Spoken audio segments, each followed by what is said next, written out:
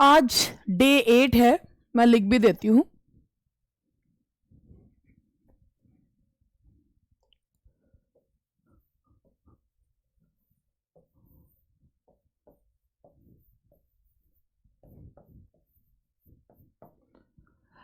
Hello everyone, मैं doctor Swati Sharma English सूत्रा में आप सभी का स्वागत करती हूँ। आज है डे 8 और मैं आज आप लोगों के लिए जो केवीएस टीजीटी का जो मेरा कल जो चल रहा था द बॉल पोएम, उसको कंटिन्यू कर रही हूँ। आज कुछ थोड़े से नेटवर्क का इशू है और इस वजह से मैं आज लाइव नहीं आ पा रही हूँ नेटवर्क के इशू होने की वजह से, लेकिन कंटिन्यूटी टूटे ना, इसलिए मैंने सोचा कि इसका वीडियो आप लोगों के लिए बना देती हूँ।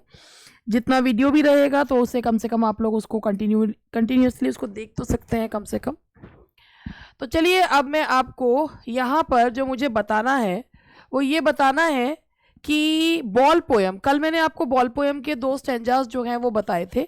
लाइव क्लास में बॉल पोएम के 2 स्टैंजास जो हैं वो हुए थे और अब हम उससे आगे जो है वो चलेंगे।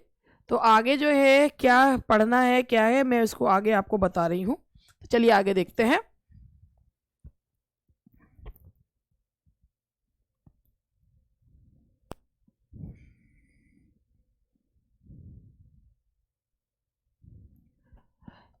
यहाँ से ये पहला जो स्टेंजा है जो शुरू होता है तो ये है, a dime another ball is worthless, now he senses first responsibility in a world of possessions.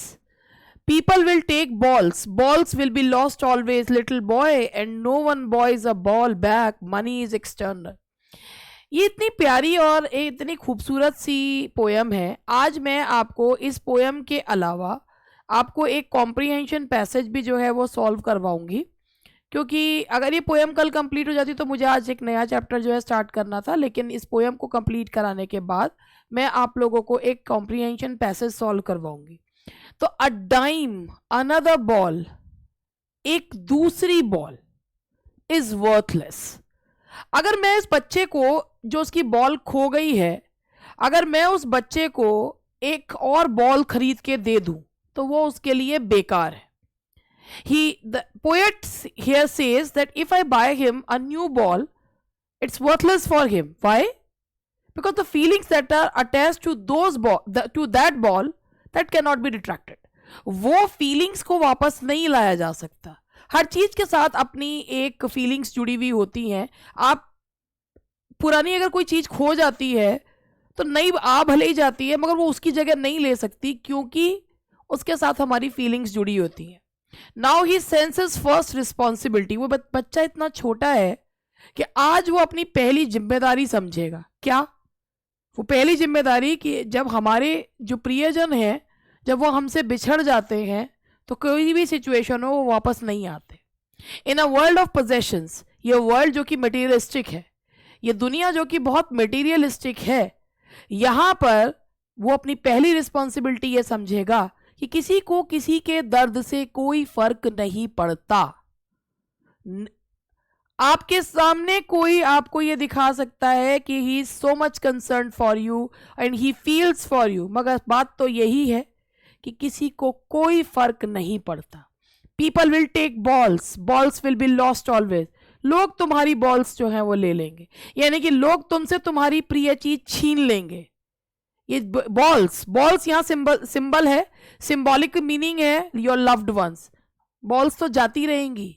Little boy and no one buys a ball back, कोई तुम्हें बॉल खरीद के नहीं देगा। इस दुनिया में तुम्हें अपने लिए अपने आप ही खड़ा होना पड़ता है। मनी इज एक्सटर्नल, पैसा तो एक बाहरी वस्तु है। पैसे से आप चीज खरीद सकते हैं, फीलिंग्स नहीं खरीद सकते। तो here the poet says that if I by him a new ball, that is worthless for him because you cannot buy back those feelings. And he says that this world is full of possessions. This is a materialistic world. If you are unhappy, it doesn't mean the other person is also unhappy for your loss. People will take balls. It means that people are selfish. They don't care for you. And obviously, there are some people who will try to hurt you. Balls will be lost always. Your loved one will always be lost. Now it's time to understand your responsibility, how you cope with that stress. Little boy, no one buys a ball back. Nobody gives you back whatever you have lost. Money is external. You can buy things from money, but you cannot buy feelings with money. So here he means to say इतनी खूबसूरत lines हैं और इस lines का ये मतलब ये है कि हर किसी को अपने लॉस अपने डिप्रेशन से खुद ही लड़ना होता है और अपने लॉस को जो है अपने लॉस को लड़ने के अलावा उस लॉस को कैसे लोग जो है वो आपके उस लॉस को आपको लगता है कि people are with you but that's not true. ऐसा नहीं है कि कोई भी आपके साथ खड़ा नहीं होता. ये जो है ये एक पोएट का अपना जो एक उनका ट्रॉमेटाइज्ड बचपन था कहीं ना कहीं उसका प्रभाव देखने को मिलता है. लेकिन एक ये भी बात सच है कि if you weep alone and if you laugh so many people laugh with you. तो ये भी कहीं ना कहीं से ये जो कहावतें बनी हैं ऐसे ही तो नहीं बनी है. And everyone has to bear his or her loss himself or herself. हर एक किसी को अपने लॉस को अपनी जिम्मेदारियों को खुद ही समझना पड़ता है. तो a dime another ball is worthless now he senses first responsibility. यहां पर हमारा एंजैम्पमेंट है. In a world of possessions. तो वर्ल्ड ऑफ पोजेशंस वर्ल्ड को मटेरियलिस्टिक वर्ल्ड को ये जो दुनिया है जो possessions people will take balls. Balls यहां पर सिंबल है इमेज जो दिखाई है लव्ड वंस की. No money is external. Money जो है वो बाहरी एक स्रोत है. तो यहां पर हम इसके बाद अब इसके क्वेश्चंस जो हैं वो करेंगे और चलिए क्वेश्चंस जो हैं वो देख लेते हैं इसके. The lines he senses first responsibility implies. तो यहां पर ये जो पहला क्वेश्चन है इसका वो ये है the line he senses first responsibility implies that the boy is learning how to deal with a loss in life, should yearn for worldly possessions, senses that this world is inhuman, gives up and wants a new ball. He senses first responsibility से ये पता चल रहा है कि लड़का अब सीख रहा है कि कैसे जिंदगी में आने वाले लॉसेस को से कोप विद किया जाए. तो यहां से हाउ टू डील विद. तो इसका आंसर है ए. आई होप कि आपने भी ए ही दिया होगा. क्वेश्चन नंबर 2 पढ़कर और आपको जवाब देने का समय दूंगी. The word intrude does not have a meaning similar to. Intrude का इनमें से कौन सा मीनिंग नहीं है? Disturb, interfere, encroach, advise. फिर दोबारा से देख लीजिए. इंट्रूड का इनमें से कौन सा मीनिंग नहीं है? Disturb, interfere, encroach, advice. देखिए इंट्रूड का जो मतलब है किसी को परेशान करना, किसी को अतिक्रमण करना जिसे एनक्रोचमेंट कहते हैं. इंटरफेयर जो है बहुत घुसपैठ करना. तो जो है कौन सा नहीं है? एडवाइस, सलाह देना इंट्रूड का मीनिंग नहीं है. तो that's D. Now question number 3 world of possessions means. World of possession का क्या मतलब है? World of deception, world of materialism, world of reality, world of fantasy. Possessions यानी कि ये दुनिया बहुत ही ज्यादा मटीरियलिस्टिक है. If you weep alone. If you laugh people with laugh with you. Obviously हंसते के साथ सब हंसते हैं, रोता हुआ व्यक्ति अकेला होता है और उसे छोड़ के भी चले जाते हैं. एक और चीज है when you are poor and you try to tell your sad story, nobody will pay attention to it. And if when you become rich and then you tell your story from rags to riches, everyone listen to it patiently. Why? Because at that time that story too has some meaning. तो वही चीज है, you have to bear your loss yourself, you have to deal with your loss yourself and nobody else can help you out. So be strong in any situation. World of possessions mean world of deception, world of materialism. तो इसका answer है that's world of materialism. Now the next question is why does the poet say I would not intrude on him. मैं उसको intrude नहीं करूंगा. तो ये क्यों कहता है? The boy may not, the poet does not like the boy as he has been careless in handling the ball. The boy may not talk to strangers. The boy can get a chance to learn to accept the loss and realize the responsibility of safeguarding his valuable things. The boy may ask him to help him. वो कहता है मैं intrude नहीं करूंगा। क्यों? The boy can get a chance. आपकी कोई चीज खोती है तो ये आप ही हैं जो उस लॉस को समझ सकते हैं, ये आप ही हैं उस लॉस से कैसे उबरना है उसको सोच सकते हैं। जैसे आप मुझसे एक चीज बताइए, अगर कोई किसी सिचुएशन में पड़ा ही ना हो तो वो आपको क्या सलाह दे देगा? अब मैं एक आपको एक इसके विषय में एक चुटकुला जो है वो इसमें एक सिंपल सी चीज, चुटकुला क्या, एक चीज बताती हूँ। एक बार एक राजा था और उसने, एक मूर्ख राजा था और उसने अपनी जिंदगी में कभी भी कष्ट नहीं देखे थे। बस कहते ना जो है बाय डिफॉल्ट जो है वो राजा बन गया था, एक्सीडेंटल राजा। अब जब वो राजा बन गया और उसने कभी दुख देखे ही नहीं, उसको पता ही नहीं दुख क्या होते हैं, तो एक बार वो अपने महल की छत पर गया, उसके फसलें खराब हो गई और उसके जो प्रजा थी वो त्राहिमाम करके उसके महल के पास खड़े हुए और उन्होंने जो है, क्योंकि इंग्लिश में थी स्टोरी, तो उसने उनसे पूछा कि लोग कह रहे हैं कि हमें रोटी चाहिए, हमें वी नीड ब्रेड। तो राजा ने मंत्री से पूछा क्या हुआ? तो उन्होंने कहा इनके पास खाने के लिए रोटी नहीं है। कहता है अच्छा, खाने के लिए रोटी नहीं है? केक खाओ, पेस्ट्रीज खाओ। केक क्यों नहीं खाते हो? रोटी नहीं है तो क्या हुआ, रोटी खाओगे? केक खाओ, पेस्ट्री खाओ। तो कहने का मतलब ये है कि आप दुख भी उसे बताइए जो आपके दुख को समझे। हर कोई आपके दुख को समझता नहीं, और जो उस कंडीशन में नहीं पड़ा वो आपको कोई सलाह नहीं दे सकता, वो आपको किसी प्रकार की कोई सलाह नहीं दे सकता। ये कहते हैं ना, कहावत है, जाके पैर ना पड़ी बिवाई, वो क्या जाने पीर पर आई। तो यहां पर वही चीज बैठती है कि अगर if someone intrudes on someone, कि भाई कोई दुखी है तो कोई किसी को इंट्रूड करने की कोशिश करे, तो जरूरी नहीं है कि जिससे आप अपनी बात शेयर कर रहे हैं वो आपको सही सलाह देगा। क्यों? क्योंकि जो दुख है, परेशानी है, उससे डील आपको करना है, उस चीज से कैसे उबरना है वो आपको करना है, और जो इस कंडीशन से गुजरा नहीं वो आपको कोई सलाह दे नहीं सकता। तो हम अपने सबसे बड़े दोस्त होते हैं, हम अपने सबसे बड़े जो है वो शुभचिंतक होते हैं। कहते हैं ना, जिसका कोई नहीं होता वो अपना होता है ना, वो खुद का होता है। तो वही वाली चीज इसमें ये है कि everyone has to learn and everyone must learn कि how to deal with stress.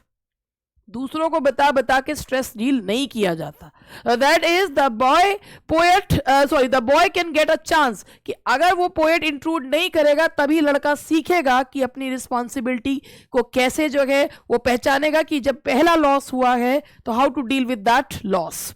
तो इसका आंसर है C. And now the next question is what does the boy understand. बच्चा क्या सीखेगा? How to play, to grow up and understand his first responsibility, that the people never help in need, his ball is worthless।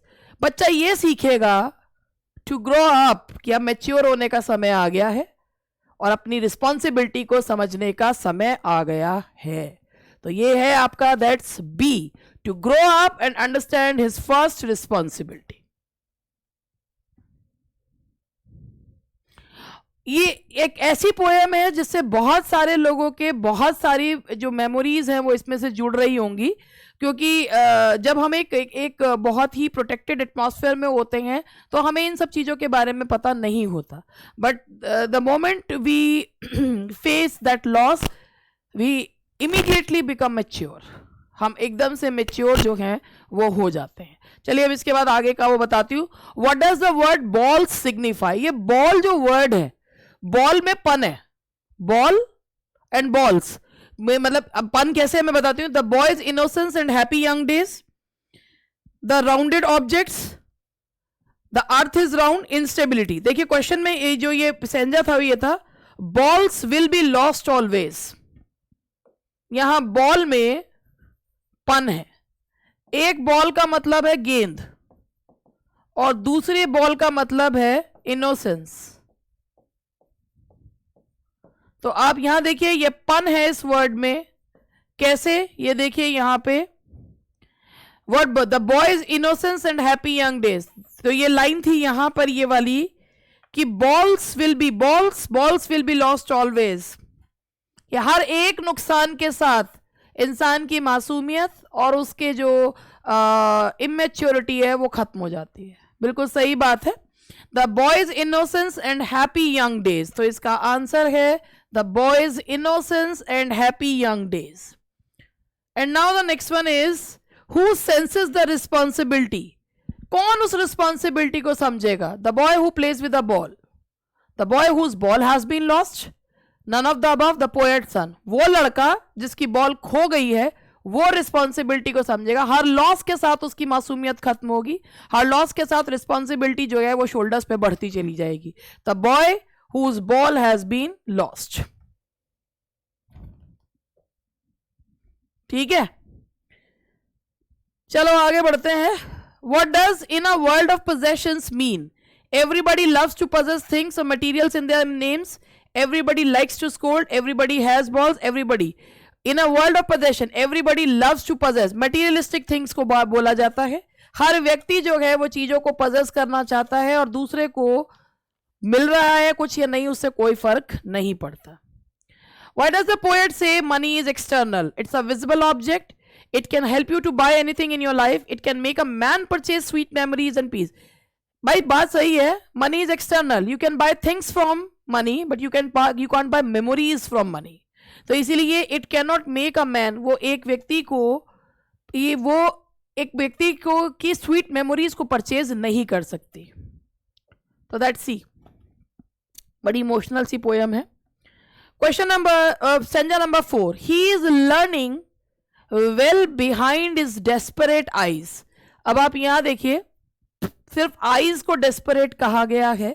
Desperate तो पूरा person है, तो that सिनेक्डोकी एक single जो है एक से पर्सन को बताया गया है.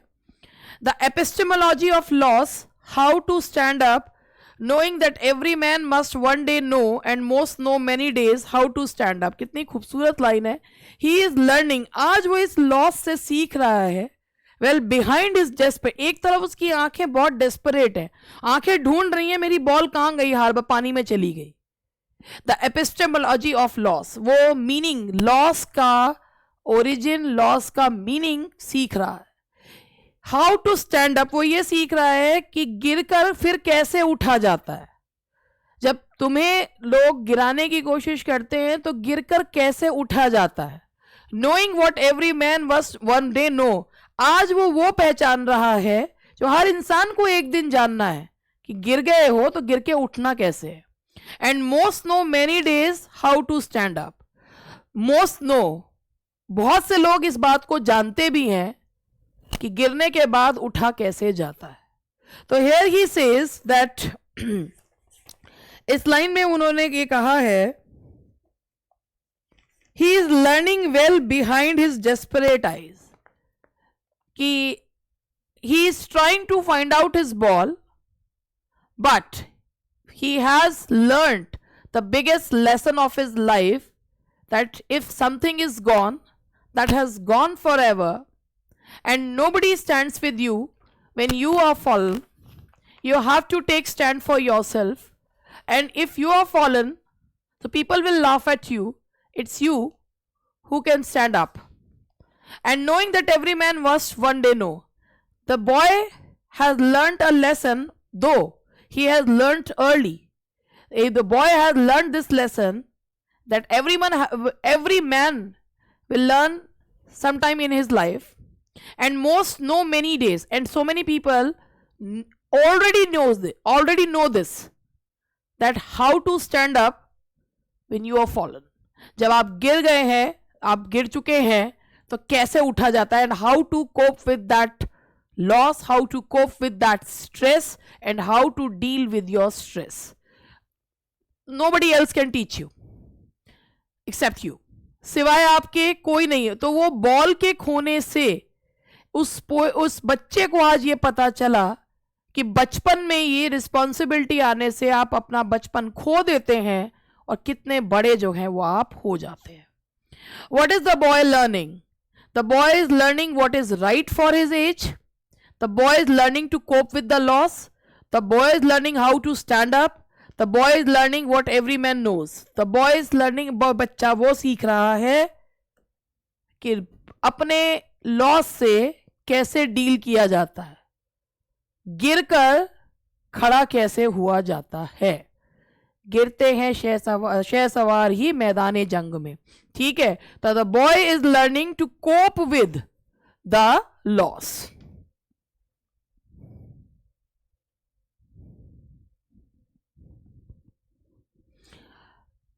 कोप विद द लॉस का ये है कि पंख होने से क्या फायदा, उड़ान हौसलों से हासिल होती है, मंजिलें उन्हीं को मिलती हैं जिनके सपनों में जान होती हैं। तो क्या जब गिर गए तो इसका मतलब ये नहीं आप पड़े ही रहेंगे और लोग हमें उठाएंगे। खड़े होइए और जो चीज बीत गई उसको छोड़कर दोबारा से जो है खड़े हुई है, बनाइए अपना महल। Why are boys' eyes desperate? The boy's eyes looks desperate as he is learning something hard. The boy's eyes looks desperate, he can't see what he wants. The boy's eyes looks desperate as he is sad to see his ball gone forever. The boy's eyes looks desperate as he is learning to stand up in life. बच्चा जो है उसकी आंखें इसीलिए जो है वो desperate हैं क्योंकि उसकी बॉल जो है वो हमेशा के लिए चली गई है। उसे पता है उसकी बॉल चली गई है, वो डेस्परेट है और उसे ये भी पता है कि कभी भी वापस नहीं आएगी। जो चीज चली गई वो वापस नहीं आती।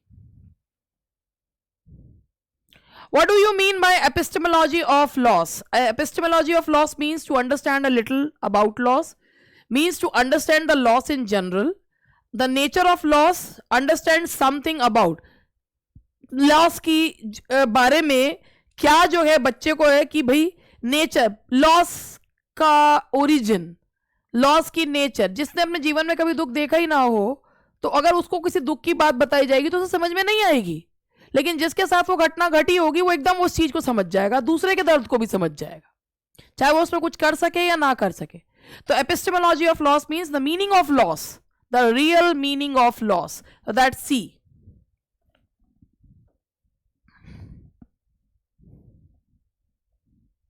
What every man needs to know one day. Every man needs to know not any loss would occur to him. All loss would occur only to him, would occur to him so as to bear it up. Every man needs to know one day that loss may occur to him and he would have to bear it up. हर व्यक्ति के जीवन में कभी ना कभी ऐसा समय आता है जब कोई ना कोई परेशानी आती है और उस परेशानी को उसे खुद ही झेलना होता है। उस परेशानी को झेल कर कैसे जो है उस परेशानी से निखर कर सामने आना होता है। जो निखर जाते हैं, जो उस परेशानी को झेल कर निखर जाते हैं वो कुछ बन जाते हैं और जो टूट जाते हैं वो बर्बाद हो जाते हैं। तो ये है एवरी मैन नीड्स टू। ऐसा मुझे लग रहा है जैसे मैं इसमें काउंसलिंग सी भी कर रही हूं। What does the poet mean by how to stand up? How to stand straight, how to be a physical strain, realities, how to be brave in facing. Realities, कैसे सच्चाई का सामना करें, कैसे how to be brave in facing, कैसे अब हो गया लॉस, अब हो गए, कोई परेशानी आ गई तो उसे कैसे फेस करें, किस तरीके से उसे फेस करें, that has to be learnt. तो चलिए ये था हमारा आज का the ball poem. It was a wonderful poem, बेहद खूबसूरत। और जो अपनी जिंदगी में काफी परेशानी से गुजरा हो, जिसकी जिंदगी ही रोलर कोस्टर राइड जैसी रही हो, वो ये पोएम को बहुत अच्छे से समझ सकता है और मैंने अपनी पूरी कोशिश करी है कि बहुत अच्छे से समझाने की। चलिए जी अब आगे बढ़ते हैं। अब मैं आपको एक पैराग्राफ कॉम्प्रिहेंशन पैसेज जो है वो सॉल्व करवाना चाह रही हूँ। हालांकि ये पैसेज कोई खास मुश्किल पैसेज नहीं है, मगर ये आज एक शुरुआत है। उसके बाद जो पैसेजेस हैं केवीएस के हमारे पास पैसेजेस हैं और जिसमें हमने जो है वो पैसेजेस इस तरीके से लिए हैं कि जो आपके जैसे कोई वो बन के आते हैं, चार्ट्स, फ्लो चार्ट सा बना हुआ होता है या डायग्राम्स बने हुए होते हैं, वो भी हमने पैसेजेस लिए हैं। आज पहला एक पैसेज ले रहे हैं तो थोड़ा सिंपल सा लिया है। ये पैसेज वैसे बहुत अच्छा है। द वर्ड रेनेसांस मीन्स, अब एक काम है करते हैं, जब हमारा पैसेज बड़ा होता है, अभी अगर ऑनलाइन टेस्ट होता है तो ऑनलाइन टेस्ट होता है तो आपको ऑब्वियसली हर क्वेश्चन के पहले पैसेज दिखेगा, तो आप एकदम से सारे क्वेश्चंस नहीं पढ़ सकते। तो यही फायदा ये रहेगा कि पहले पैसेज ही पढ़ लिया जाए, क्योंकि ये ऑफलाइन में टेस्ट में ये सुविधा होती है कि हम पहले क्वेश्चंस पढ़ लें और उसके बाद हम लोग जो हैं वो पैसेज को पढ़ें। लेकिन जब ऑनलाइन टेस्ट होता है तो हमें वही क्यों होता है कि हर क्वेश्चन के ऊपर पैसेज आता ही आता है। तो इसी के को ध्यान में रखते हुए हम लोग इस पैसेज को पहले पढ़ रहे हैं और यह पैसेज देखिएगा। The word renaissance means rebirth. This period of history is considered to be a rebirth of learning and a rediscovery of ideas which were lost during the Dark Ages. The Renaissance was a time when people began to question and explore everything. This period of time from about 1300-1600 AD was an age of adventure and curiosity. एक बार पूरे जब हम question solve करते हैं तो हमें birds eye view जो है उसका लेना चाहिए, फिर उसको कायदे से पढ़ना चाहिए, लेकिन कभी भी पैसेज की पूरी हिंदी नहीं निकालनी चाहिए. ये हिंदी निकालने के चक्कर में, और ख़ास तौर पे ये इधर की साइड के लोग ज़्यादा करते हैं, ये यूपी जहाँ पर ये हिंदी भाषी क्षेत्र हैं वहाँ पर ये चीज़ ज़्यादा की जाती है. और जगह पर तो मैं नहीं कहूँगी कि इतना होता है, जैसे साउथ साइड में लोग हिंदी नहीं निकालेंगे और उनका पैसेजेस वगैरह बहुत स्ट्रांग होते हैं. इसी तरीके से जो लोग और कॉम्पिटिशन्स की तैयारी कर रहे हैं उनका भी पैसेज वाला पार्ट सही होता है, लेकिन जो सिर्फ टीचिंग के एग्जाम्स की तैयारी कर रहे हैं वो कर रहे हैं तो उनका पैसेज में हाथ थोड़ा हल्का रहता है. तो आप मेरी बात मानते हुए पैसेजेस रोज के 3-3 4-4 पैसेजेस सॉल्व करिए, और ऑनलाइन करें तो ज़्यादा अच्छा रहेगा. आपको प्लेटफॉर्म्स ऐसे मिल जाएंगे जहाँ पर ऑनलाइन प्रैक्टिस कराई जाती हो जो है पैसेजेस की, उन पे बहुत ध्यान दीजिएगा. आप मार्क माई वर्ड्स, जो मैं सोच रही हूँ, मेरा जो मानना है 180 क्वेश्चंस हैं जिसमें से 80 क्वेश्चंस जो हैं वो आप लोगों के जो अदर है, मतलब हिंदी, इंग्लिश एंड पेडागोजी और उसके हैं, रीजनिंग और उसके जो 100 क्वेश्चन सब्जेक्ट के हैं, आप देख लीजिएगा उसमें 70 से 75 क्वेश्चन ग्रामर के होंगे, और उसमें जो है 25 नंबर का 25-30 नंबर का जो है वो लिटरेचर आएगा, जिसके लिए इतनी ऐसी की तैसी करवाई जा रही है. लोग ग्रामर पर ध्यान ही नहीं देंगे. तो मैं आप लोगों को भाई देखिए लिटरेचर मैं करवा रही हूँ, और जो जितना भाई उसमें से भी मुझे लगता है कि पोइट्री वाला पार्ट ज़्यादा इसलिए रहता है क्योंकि उसमें पूछने को है बहुत कुछ. प्रोज में तो इतना है कि अगर किसी ने समरी पढ़ रखी है तो वो आराम से सॉल्व कर लेगा. तो कहने का मतलब ये है कि अगर 70-75 क्वेश्चन ग्रामर के आ रहे हैं तो आपको बहुत ज़्यादा मेहनत ग्रामर पे करनी है, और उसमें भी कॉम्प्रिहेंशन पैसेज अगर आप उठाकर देखेंगे तो कॉम्प्रिहेंशन मतलब भाई आप केवीएस का भाई अब तो पैटर्न चेंज हो गया है, लेकिन आप ये मान लीजिए अगर 4 पैराग्राफ्स की पैराग्राफ दे दिए. एक बार DSSB पीजीटी का पेपर हुआ था, उसमें इतने खतरनाक पैसेजेस दिए गए थे कि लोगों से वो पैसेजेस क्रैक नहीं हो रहे थे. तो आप मेरी बात को मानते हुए अगर आप मानना चाहें तो आप लोग पैसेजेस पे बहुत ध्यान दीजिए, और रोज के 3 से 4 पैसेजेस करिए, और ऑनलाइन प्लेटफॉर्म पर ही करिए, वही आपको सबसे ज़्यादा हेल्पफुल आपके लिए रहेगा. तो चलिए इस पैसेज को एक बार कर लेते हैं. वैसे तो मैं भी ये सोच रही हूँ कि एक 5 मिनट पैसेज जो है वो सॉल्व करवा दिया करूँ, और मैं भी पैसेज उसी लेवल के लूंगी. ये एक पहला पैसेज है तो ये सिंपल है. कल लाइव में जो पैसेज लूंगी तो वो पैसेज जो है मैं भी इसी लेवल का लूंगी कि अगर ये पैसेज आता है तो मतलब कितना, हाउ विल यू सॉल्व, और कितने समय में आप सॉल्व कर पा रहे हो. तो देखिए ये यहां तक मैं थी. This period of time from about 1300 to 1600 AD was an age of adventure and curiosity. People became fascinated with the world around them. They set out on dangerous voyages to explore unknown lands. Artists began to paint beautiful pictures in quite a different style from medieval time. अब renaissance word के बारे में बताया गया. Renaissance main points है. Renaissance means rebirth. कब से कब तक था? 1300 to 1600 AD. लोग people began to explore things, voyages पे जाने लगे. यहां तक का ये है. Music changed, scientists studied plants, animals, man, the world around themselves, and even space. People started studying all those unexplored areas.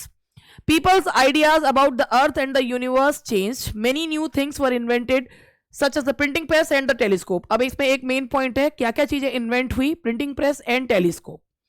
This was the period during which Michelangelo sculpted. अब इसमें मेन राइटर्स के नाम आ रहे हैं. Michael, ये याद रखने वाले होंगे, या आपको जब रफ पेपर मिलता है तो उस पर you can write these main points on them. Michelangelo sculpted, Botticelli painted, Columbus sailed to North America, Shakespeare wrote his plays, and Mercator created world maps, uses longitude and latitude. ये यहाँ पर उस समय के मेन लोगों के बारे में बताया गया है. Everything that concerned man and his life on earth became important to the people of Renaissance.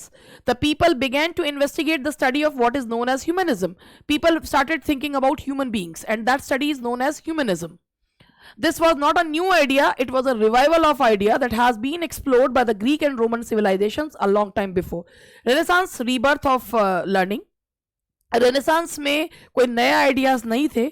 They just revived the Greek and Roman ideas. And that learning is known as humanism. And Greek and Roman ideas, including those involving sculpture, philosophy, painting and science. तो अब हम इसको आगे बढ़ते हैं, अब इसके questions को हमें सॉल्व करना है। हालांकि मैं खुद भी मानती हूँ ये पैसेज बहुत ईजी पैसेज है, और बस ये एक शुरुआत में था सिर्फ आप लोगों को बताने के लिए कि अगर आप सिर्फ लिटरेचर पे ध्यान दिए जाते हैं, और अगर आपने कहीं किसी का कोर्स भी खरीद कर रखा है, देखिए मैं तो किसी से ये कह नहीं सकती कि मत खरीदिए, अपने आप भी तैयारी कर सकते हैं। अगर आपने किसी का कोर्स भी खरीद रखा है तो ask them to teach grammar as well, कि ग्रामर पे बहुत मेहनत करिए, और अगर नहीं है तो खुद से मेहनत करिए और स्टैंडर्ड ग्रामर पढ़िए। एसएससी और सीजीएल, एसएससी की और इसकी ग्रामर से काम नहीं चलेगा कि केवल एरर सॉल्व कर लिए, उससे नहीं होने वाला है कुछ भी। ग्रामर पढ़िए, कॉम्प्रिहेंशन पैसेजेस सॉल्व करिए, वोकैबुलरी पे काम करिए, और जो फिल इन द ब्लैंक्स हैं ये सब चीज़ें करिए, क्योंकि ये टीचिंग का एग्जाम है जिसमें यही सब चीज़ की टेस्टिंग होगी। उसमें उन्होंने स्पेसिफिकली मेंशन भी कर रखा है कि क्या क्या ग्रामर में वो पूछेंगे। डिटर्मिनर्स हैं, पंक्चुएशन है, और ट्रांसफॉर्मेशन के क्वेश्चंस हैं, और पैसेज तो है ही है। उन्होंने उसमें दिया नहीं है, मगर पैसेज जो है वो इसमें मस्ट है कि वो आएगा ही आएगा। पीजीटी में तो उन्होंने मेंशन किया हुआ है। Which of these was a famous sculpture during the Renaissance period? इनमें से कौन सा फेमस स्कल्पचर था? देखिए, फेमस स्कल्पचर अगर आप यहां पर देखिए तो यहां पर था माइकल एंजेलो स्कल्प्टेड। हर क्वेश्चन के पहले पैराग्राफ आएगा, भूल गए तो स्क्रॉल करके देख लीजिए। That is Michelangelo, that's Michelangelo. Now the next one is what happened during the renaissance period? Renaissance period के दौरान हुआ क्या? People began to believe everything that was printed, ऐसा तो पैसेज में कहीं नहीं लिखा। People began to question the scientist, people began to question and explore everything, people became ardent believers। उस रेनेसांस से पहले पीपल जो है they were ardent believer in church, मगर फिर लोगों ने हर चीज पे क्वेश्चन करना शुरू किया। so that is people began to question and explore everything। now question number 3, what fascinated the people during Renaissance? लोग किस चीज से आकर्षित हुए? Greek and Asian ideas, church, pope, Greek and Roman ideas.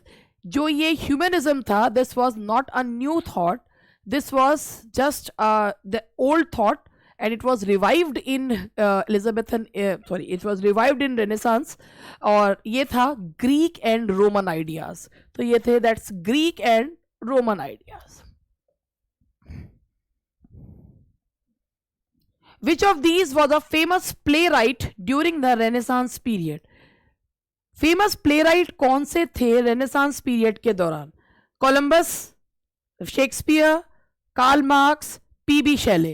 तो बहुत ही सिंपल क्वेश्चन है कि इसका आंसर आप सबको पता है, that was Shakespeare. What is the literal meaning of the term renaissance? Renaissance एक फ्रेंच वर्ड है जिसका मीनिंग होता है रीबर्थ, और रीबर्थ किसका? Of new learning, of learning, learning का जो है वो रीबर्थ था। तो rebirth, awareness, revival, all of the above.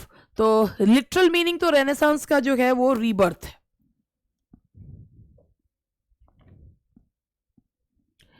Name 2 important inventions during the renaissance period. अगर पैसेज को ठीक से पढ़ा है तो हमें इन्वेंशंस पता है कौन कौन सी 2 इन्वेंशंस हुई थी। Printing press, telescope, both A and B, none of these. तो हमारा इसका आंसर जो है वो प्रिंटिंग प्रेस और टेलीस्कोप दोनों ही है, तो that is both A and B. तो आज तो प्रीमियर ही होगा, नहीं तो मैं क्वेश्चंस आपसे खड़े होकर पूछ रही होती। और बस आज के लिए इतना ही, मिलेंगे कल नेक्स्ट जो है और टॉपिक के साथ कल मिलेंगे।